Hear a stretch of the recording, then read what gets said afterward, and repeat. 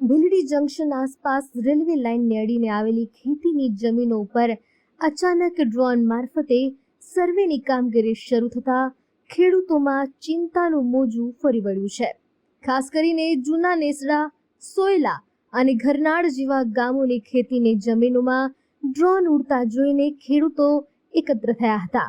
આ સર્વે કયા પ્રોજેક્ટ માટે છે અને તેમની જમીન પર તેની શી અસર થશે તેની કોઈ અગાઉથી પૂરતી જાણકારી ન મળતા ખેડૂતોમાં અસમંજસ સર્જાઈ છે। આ સમગ્ર મામલે આજે રવિવારે ખેડૂતોએ ભેગા મળીને ચર્ચા કરી હતી અને નિર્ણય કર્યો છે કે સોમવારે સરકારી કચેરીઓ ખુલ્યા બાદ ભીલડી રેલવે સ્ટેશનના સેક્શન અધિકારી અને મામલતદાર સહિતના તંત્રને આવેદનપત્ર પાઠવવામાં આવશે।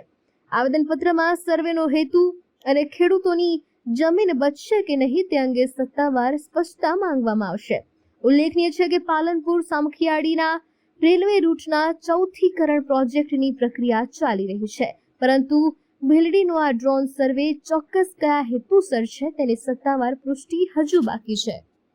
અહીંયા ભીલડી રેલવે સ્ટેશને આજે ખેડૂતો ભેગા થયા છે એના માટે કે અહીંયા રેલવેએ કંઈ જાણ કર્યા વગર ખેડૂતોને કોઈ વિશ્વાસમાં લીધા વગર ડ્રોન સર્વે ચાલુ કર્યું છે, જેના માટે આ બધા ખેડૂતો ભેગા થયા છે, એનો વિરોધ દર્શાવવા માટે અહીંયા ભેગા થયા છે।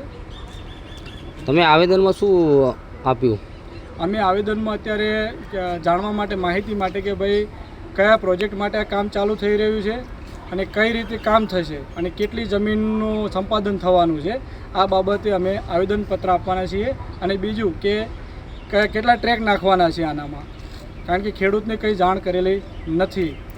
ના, માહિતીમાં એવું છે કે જે કરનાળના અમુક ખેડૂતો છે, અમારા ગામના સોયલાના ખેડૂતો છે અને નવી પેઢીના ખેડૂતો છે અને નેસડાના, આ જે 4 ગામોનો જે હદ લાગે છે એ 4 ગામોની હદના રેલવે સ્ટેશનની સાઈડમાં જે ખેતરો આવેલા છે એમાં રેલવે દ્વારા કોઈ અધિકૃત એક પાયલોટ પ્રોજેક્ટ જે ડ્રોન સર્વે માટે એક નિમણૂક વ્યક્તિની કરેલ છે, એમના દ્વારા 2 દિવસથી સર્વે ચાલી રહ્યું છે। એટલે આજુબાજુના બધા જ ખેડૂતો મૂંઝવણમાં હતા કે અમારે અત્યારે જમીનના ટુકડા છે 2 વીઘાના અને એના ઉપર અમે ગુજરાન ચલાવી રહ્યા છે અને આ નવી રેલવે લાઇન નીકળે એવા અમને થોડીક પ્રાથમિક માહિતી છે અને અમે રેલવે પેઢી દ્વારા તપાસ કરતાં એમને પાયલટ પ્રોજેક્ટ જે સર્વે કરે છે એમનો નંબર આપેલો હતો, એટલા માટે અમે બધા ખેડૂતો અહીંયા બધા એકઠા થયા અને મને ફોન કરીને બોલાવેલો, એટલે હું આ માહિતી જાણવા માટે આવ્યો છું। અને આ માહિતી શું છે એના માટે અમે અહીંના રેલવે સ્ટેશન માસ્ટરને મળીશું, ત્યારબાદ અમે DRM અને GMનો સંપર્ક સાધી અને આ શું છે ટોટલી પૂરી માહિતી એનો મેળવવાનો પ્રયાસ કરીશું।